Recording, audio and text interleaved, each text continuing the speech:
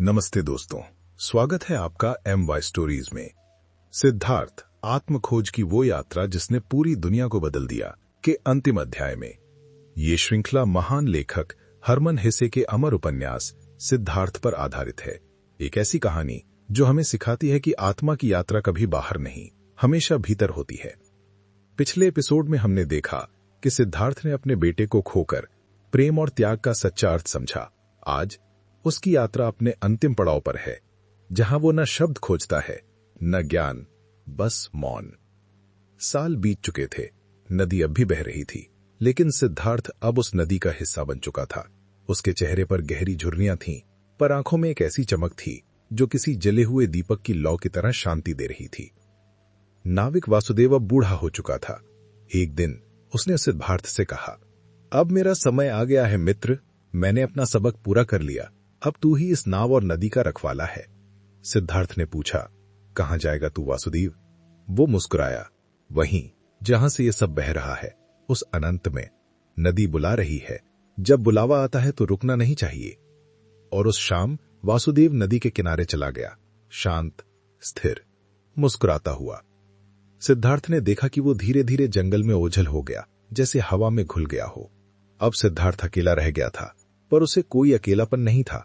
वो लोगों को पार करवाता, मुस्कुराता और हर यात्री में खुद को देखता। हर चेहरे में उसे वही आत्मा दिखती, बस रूप बदल गए थे। एक दिन वर्षों बाद नदी के पार से एक यात्री आया। वो और कोई नहीं बल्कि सिद्धार्थ का पुराना मित्र गोविंद था। वही गोविंद जो कभी उसके साथ साधु बनने निकला था और बाद में बुद्ध का अनुयायी बन गया था। गोविंद ने सिद्धार्थ को पहचान लिया, पर हैरान रह गया। सिद्धार्थ, तू यहां? तू अभी इसी नदी के पास? सिद्धार्थ ने हंसकर कहा, हां, मैं यही हूं गोविंद। तूने बुद्ध को पाया और मैंने नदी को। गोविंद बोला, मैंने बुद्ध से ज्ञान पाया, लेकिन अब भी मेरे भीतर एक खोज बाकी है।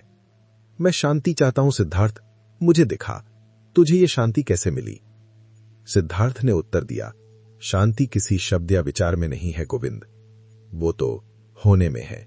जैसे ये नदी जो बस बहती है, वो न खुद को रोकती है, न किसी दिशा से डरती है। पर मैंने तो सारे उपदेश सुने, ध्यान किया, तपस्या की, फिर भी भीतर खालीपन है। सिद्धार्थ मुस्कुराया, क्योंकि तू ज्ञान खोज रहा है, अनुभव नहीं। शब्द ज्ञान देते हैं, लेकिन मौन अनुभव करवाता है। गोविंद ने धीरे से पूछा, तो क्या तू अब बुद्ध बन गया है सिद्धार्थ? सिद्धार्थ ने शांति से कहा, बुद्ध कोई व्यक्ति नहीं गोविंद, वो एक अवस्था है जो तब आती है जब मैं का अंत होता है। जब तू खुद को देखना बंद कर देता है, तब तू सबको देख पाता है। नदी की कलकल आवाज गूंज रही थी। दोनों मौन हो गए। गोविंद ने सिद्धार्थ की ओर देखा। उसकी आंखों में एक ऐसी शांति थी जो शब्दों में नहीं बताई जा सकती।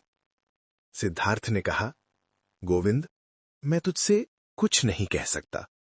अगर तू सच में समझना चाहता है तो मेरी जगह पर बैठ और मुझे महसूस कर, जैसे नदी को सुनता है, बिना शब्दों, बिना विचारों के। गोविंद ने उसकी बात मानी। वो आगे झुका और सिद्धार्थ के माथे को छुआ, और तभी एक अजीब अनुभव हुआ। उसे लगा जैसे समय थम गया हो। उसने देखा, नदी, जंगल, सूरज, आकाश सब एक साथ थे, एक ही प्रवाह में।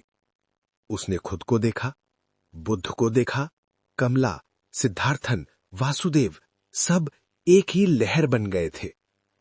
उसके भीतर से एक आवाज आई, सब एक है, कोई अलग नहीं, न जीवन, न मृत्यु, न समय, सब एक धारा में बह रहे हैं। उसकी आंखों से आंसू बह निकले। उसने धीरे से कहा, सिद्धार्थ, अब मैं समझ गया। सिद्धार्थ ने बस मुस्कुराया, कुछ नहीं कहा, क्योंकि अब कुछ कहने को बचा ही नहीं था। सूरज ढल रहा था, नदी की लहरें सुनहरी हो रही थी। सिद्धार्थ की आंखें बंद थीं और चेहरे पर वही मौन मुस्कान थी, वही मुस्कान जो बुद्ध के चेहरे पर थी। अब वो सिद्धार्थ नहीं रहा, वो प्रवाह बन गया। नदी की हर लहर में, हर हवा में, हर आत्मा में। और इसी मौन में सिद्धार्थ ने पाया कि खोज का अंत नहीं होता, वो बस एक रूप से दूसरे रूप में बहता है। मुक्ति कोई मंजिल नहीं, वो ये क्षण है जब सब कुछ एक हो जाता है।